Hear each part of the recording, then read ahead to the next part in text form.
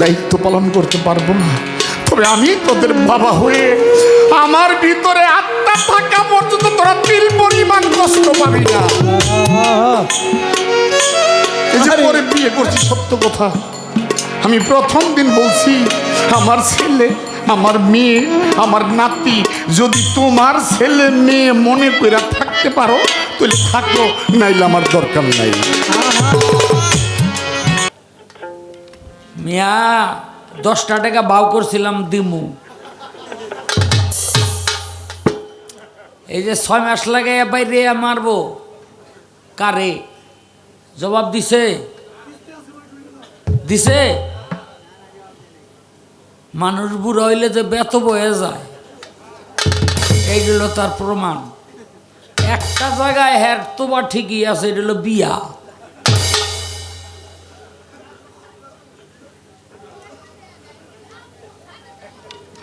যাক, একেবারে আপনার লগে গান গাইতে নষ্ট হয়ে গেলাম। আমি কোনো বাজে কথা কইয়া গান গাই নাই জীবনে। আজকে যখন ভাই লাগছে, ওই আমার মন চায় আরেকটা প্রশ্ন করতে, আপনারা কি করেন?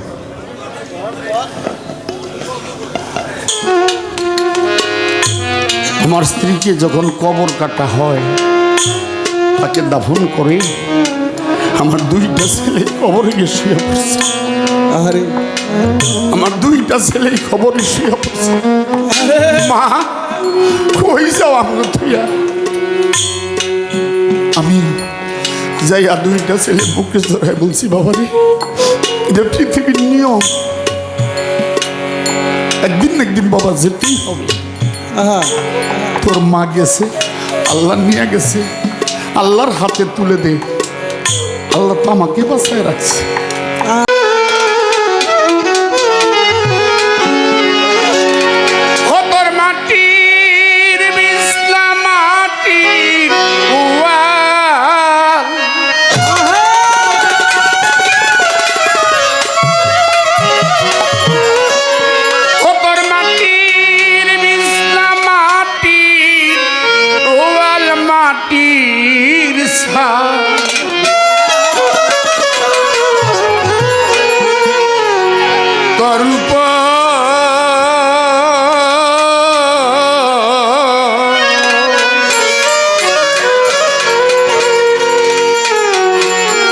এটাই তোমার শেষ ঠিকানা,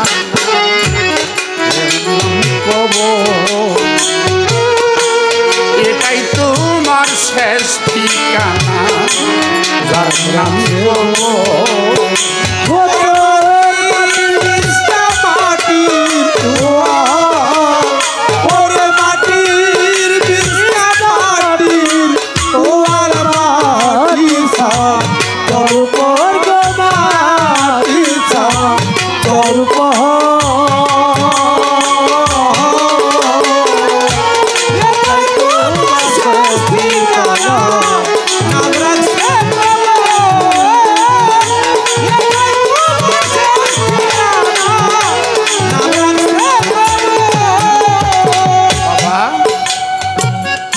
কবরের 2 সাইডে কি মাটির ওয়াল,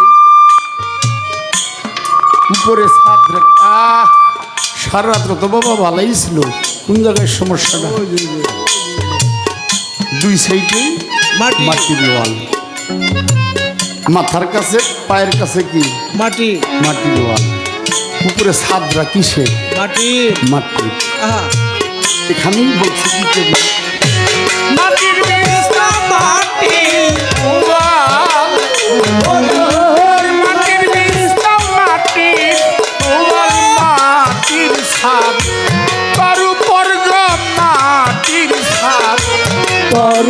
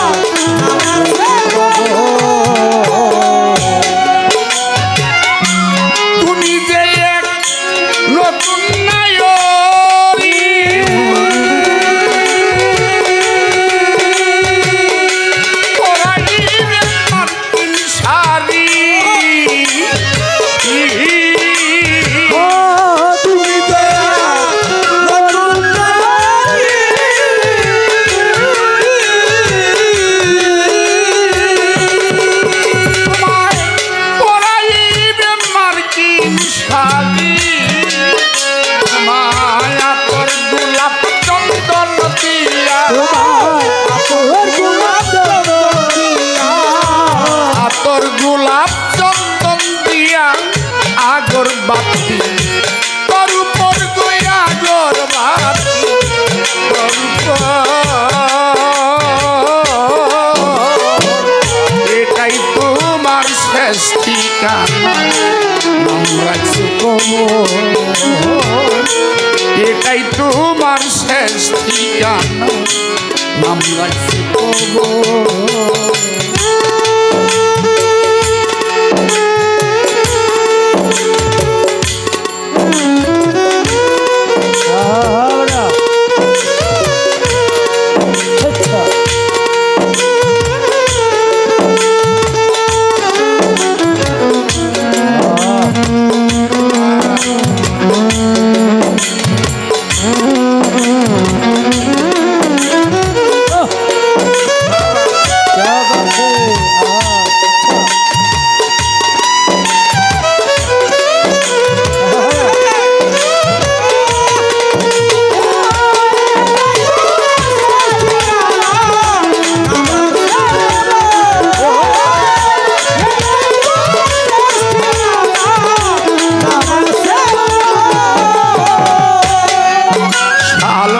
যে বেহালা বাজায় তার কিন্তু 100 টাকা দিছি কারণ বেহালা যারা বাজায় কোনো কোনো সময় এই পোস্টগুলো অন্তরে লাগে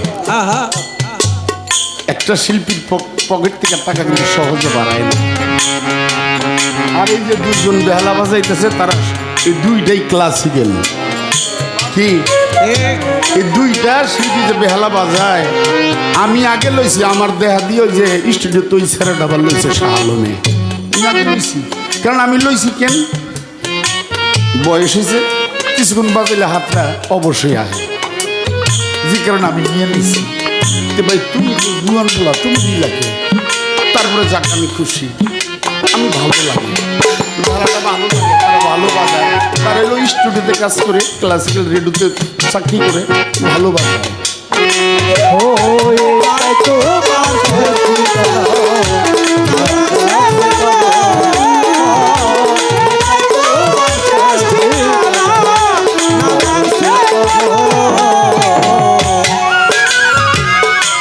মরার খবর কানে শুনিলে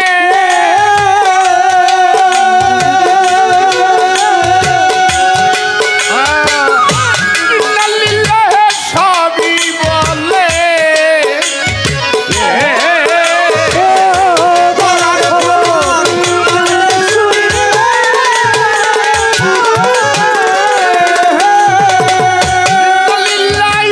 সবাই বলে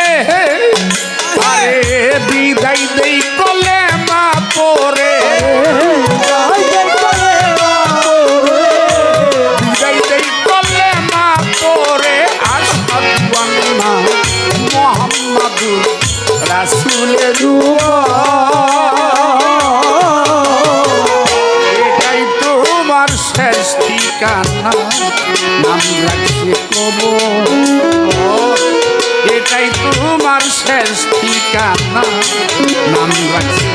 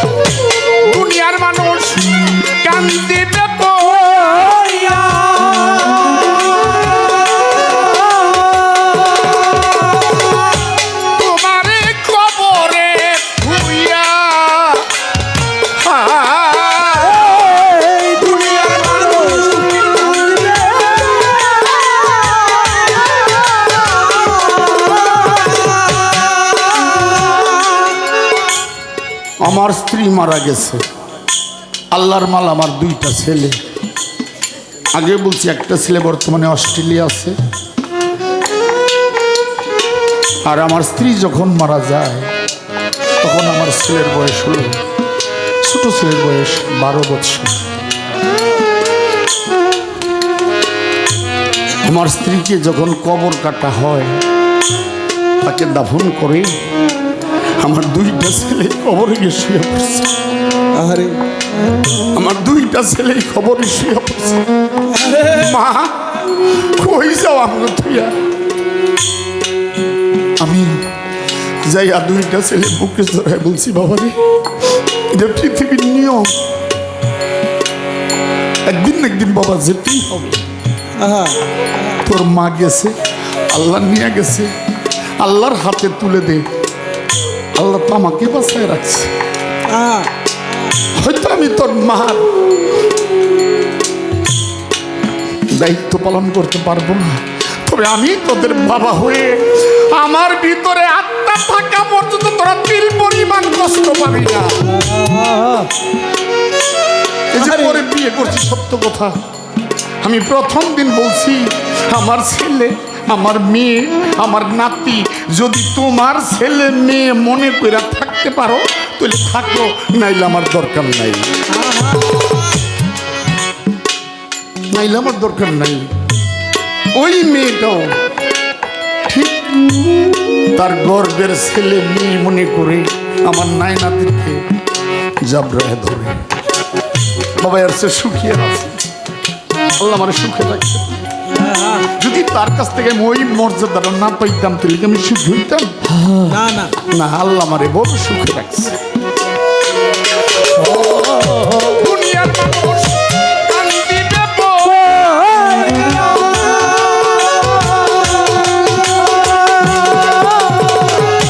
তোমারে কবরে থুইয়া, দুনিয়ার মানুষ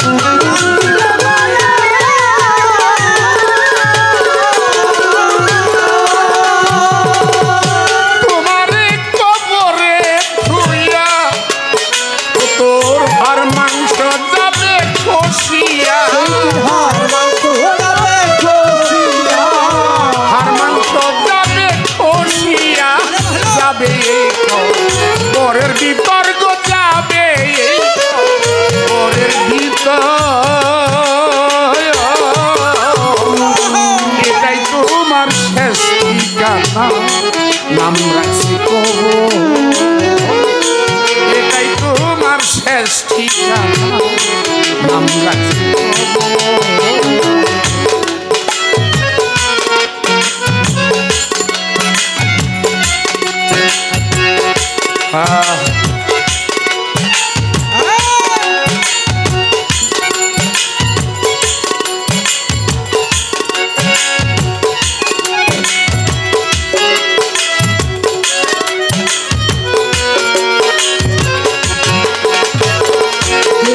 তোমার শেষ ঠিকানা,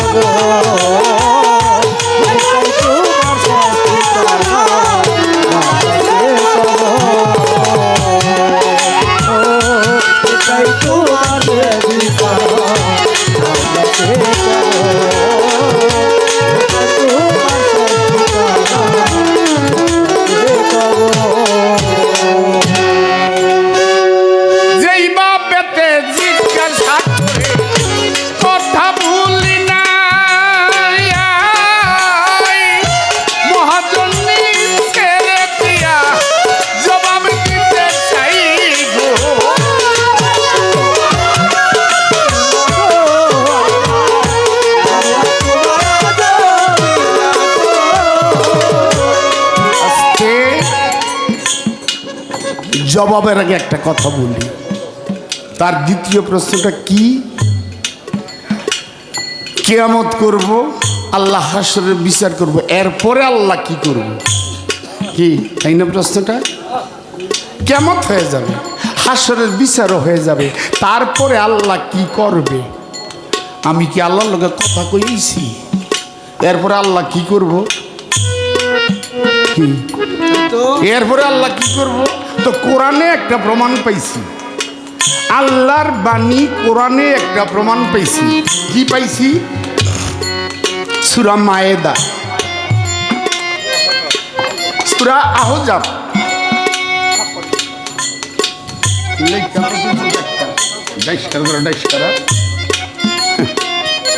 কোরআনে একটা প্রমাণ পাইছি। সূরা আহজাব 56 নম্বর আয়াতে আমার আল্লাহ বলছে, আমি আমার মালাইকাদেরকে নিয়ে আমার দুষ্টের উপর আমি দুরূদ পড়ি। কোথায় লেখছে? আল্লাহর বাণী কোরআনে সূরা আহজাবে 56 নম্বর আয়াতে আমি আমার মালাইকাদেরকে নিয়ে, মালাইকা কোরআন পড়া ফেরেশতা পাইবেন না। কোরআনে লেখছে কি? ফেরেশতার কি বলা হয় আরবি ভাষায়? মালাইকা। আমার মালাইকাদেরকে নিয়ে আমি আমার দোস্তের নামে দুরূদ পড়ি।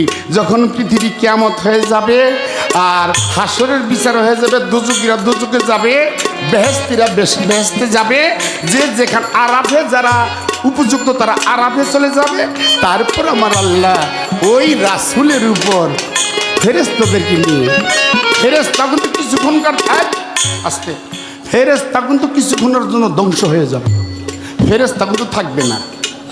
এই যে ফেরেশতা ওরাও কিছুক্ষণের জন্য ধ্বংস হয়ে যাবে, তারপরে আল্লাহ ফেরেশতাকে জীবিত করে ওই ফেরেশতাদেরকে নিয়ে আল্লাহ আমার রাসূলের উপর দুরূদ বা মিলাদ করবে। তার প্রমাণ কোথায়?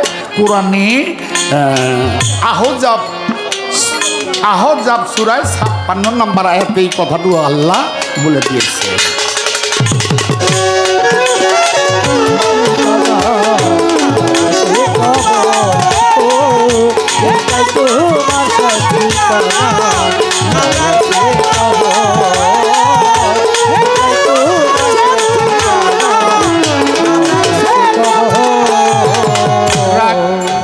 শাহ আলম সরকার আরেকটা স্টেজ পাইব না? পাইব।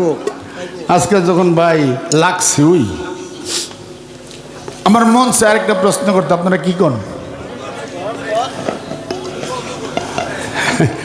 মন চাই তার, আরে কঠিন গে তো সব পণ্ডিত সব জানে, তারপরেও তো চেষ্টা করি। আমার একটা প্রশ্ন, যে হাসরের মাঠ হবে, আপনারা শুনেন নাই? হাদিসেও আছে, কোরআনে আছে, একটা কুত্তা বেহেশতে যাবে, শুনছেন? একটা কুকুর বেহেশতে যাবে, কোরআনের ভাষায় লাগছে কেতমির। একটা কুকুর বেহেশতে যাবে, এই কুকুরের উসিলায় আরো 7 জন লোক বেহেশতে যাবে। এই কুকুরের উসিলায় আরো 7 জন লোক বেহেশতে যাবে। আমার প্রশ্ন, এই কুকুরের উসিলায় 7টা লোক বেহেশতে যাবে, তাদের নাম কি? এই সকালবেলা একটা জিগাইলাম।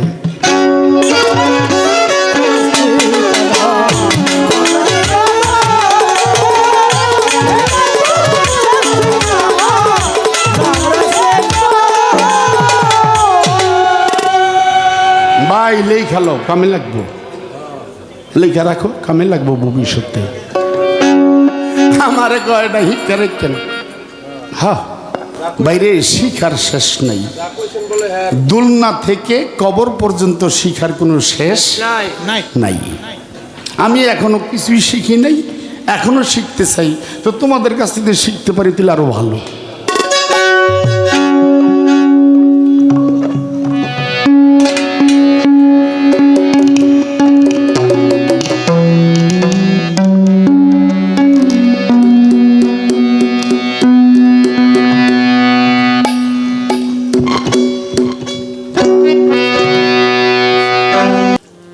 ওই যে সূরায়ে কাহাফ, কাহাফ মানে হইল গর্ত, এই গর্তের মধ্যে 7 ব্যক্তি আর একটা কুকুর। এটা অনেক বড় ঘটনা। বয়াতি ক্লাবে হেনে আপনারা সবাই জানেন। তবে কিছু কিছু মানুষ আছে ভাঙতেও জানে না, গড়তেও জানে না। এর মধ্যে একজন হইল মনির ভাই। কয় কুকুরের উসিলায় 7 জন জান্নাতে যাইব। ধর মিয়া, কে গেছে এটি? ওই 7 জনের উসিলায় কুত্তায় জান্নাতে যাইব।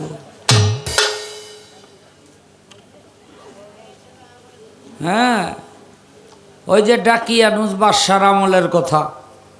7 ব্যক্তি আল্লাহর একাত্মবাদী ছিল। 350 বছর ঘুম দিয়া রইল।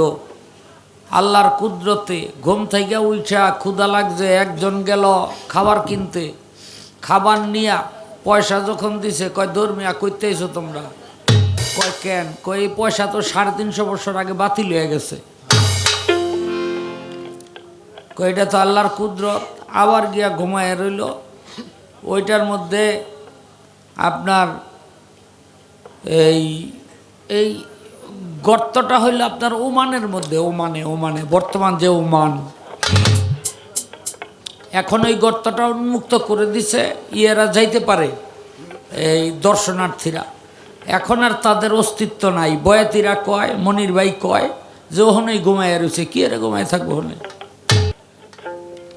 মিয়া 10টা টাকা বাউ করছিলাম দিমু।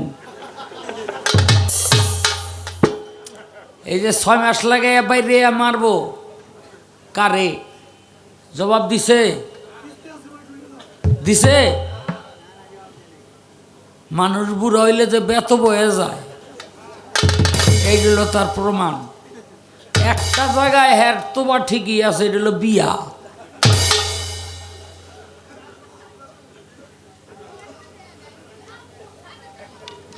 যাক,